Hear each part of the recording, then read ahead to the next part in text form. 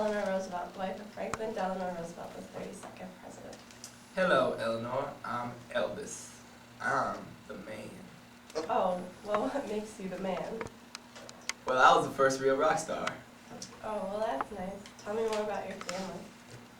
I was born on January 8th, 1935 in East Tupelo, Mississippi. My parents are Gladys and Vernon Presley. My mom was a sewing machine operator and my dad was a truck driver. My twin brother was stillborn, so I grew up an only child. My dad served 8 months in prison for stealing money. Yeah. What about your family? I was born on October 11, 1884, in New York City, New York. My parents were Elliot Roosevelt and Anna Rebecca Hall. My father was a junior partner in a real estate firm. He also suffered from alcoholism and a narcotic addiction. Between 1890 and 1891, we took a family vacation to France. My dad got really bad and had to be put in a French asylum. Then a year later, my uncle took him and put him in the Healy Center. It was very hard on my whole family to watch my dad do these kind of things to himself. My mother, Anna, married my father on December 1st, 1883. She was a social elite, had a striking posture, and was very well known. She died when I was 8, and that was extremely tough on me as a young child. I was also the oldest of 3 children, and I have 2 younger brothers, Elliot and Gracie. I grew up as a child in heavy poverty, so I understand struggling as a young child. Even though I grew up in wealth and comfort, I was very lonely and shy. I'm sorry to hear that. What kind of schooling did you receive? Well, from 1889 to 1890, I was tutored in my home by Frederick Rosser and his assistant, Miss Thomas, with some of my friends. There I was taught grammar, arithmetic, poetry, and English literature. Then while I was in Italy, I was placed in a convent. I stayed there from 1890 to 1891 because when my father was put in the asylum, my mother was extremely depressed and unable to cope with the situation. Then from 1899 to 1902, I attended the Allen Woods Girls Academy in London, England. It was run by Marie Stoney, and she was the first greatest educational and emotional influence on me. Here I was taught many things like French, German, Italian, English literature, composition, music, drawing, painting, dance, history, geography, and philosophy. I enrolled at Humes High School. In 8th grade, I got a C in music class.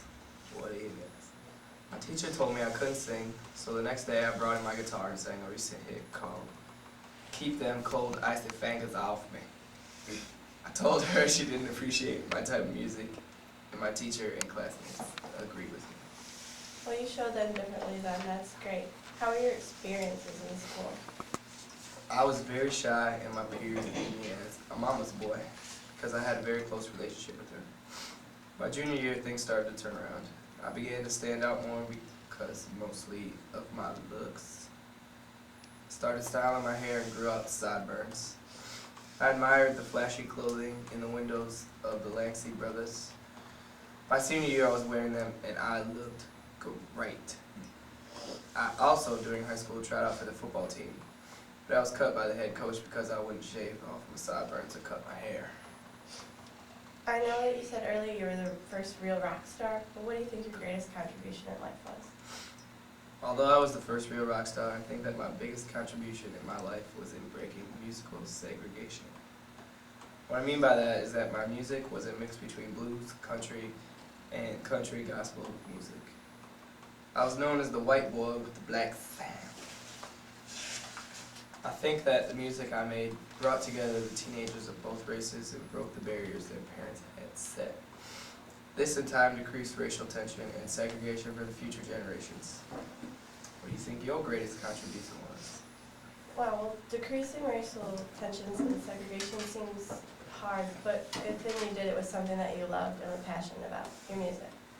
Well, in my lifetime, I worked a lot as a humanitarian and civic leader. I worked hard for the welfare of the youth, Black Americans, the poor, and women. I also was a big help for my husband when he was struck with polio. I began speaking for him and occasionally inputting my own personal opinion. I also channeled my energies to the war effort by getting people to volunteer. I was the assistant director of the Office of Civilian Defense and took the volunteers and visited the troops. That's great, and those things really help shape our country. Yes, I'm glad I could help in that way. What was the culture like for you? Well, I was born in the South in the middle of the Great Depression, and our family never really got over that. We lived in poverty our whole lives. Then when I was 14, World War II started. Then by the time I got older and started my career in music, the Great Depression and the World War I had ended, II had ended, so the country, I think, was more at peace and happier. Everything at that time was changing, so I think that I came at the perfect time and giving people more of an outlet.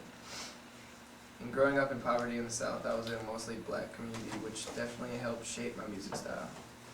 What was the culture for you like? When I was First Lady, my husband and I were faced with many challenges. We dealt with the Great Depression and World War II directly. Besides the country at war, people still led a normal life. There were new forms of entertainment in the country at the time. Radio, television, and music were very popular. People also enjoyed dancing in the 1940s. Line dancing was very popular. Also, many people were doing dances like the tap swing, jitterbug, foxtrot, and many more. Although there was a depression and war going on, people still enjoyed themselves. The 1950s were also filled with many new things. As I mentioned before, there was my new type of music, rock and roll. This made teenagers become more spontaneous and have more freedoms. New brightly colored clothes became popular. The 1950s seems to be a time of new things, new music, clothes, dancing, and ways of life were made. It seems as though we both have been very prosperous lives. Yes, we did. It was really nice to meet and talk to you today. Yes, it was. I enjoyed it. Toot. Oh. Good.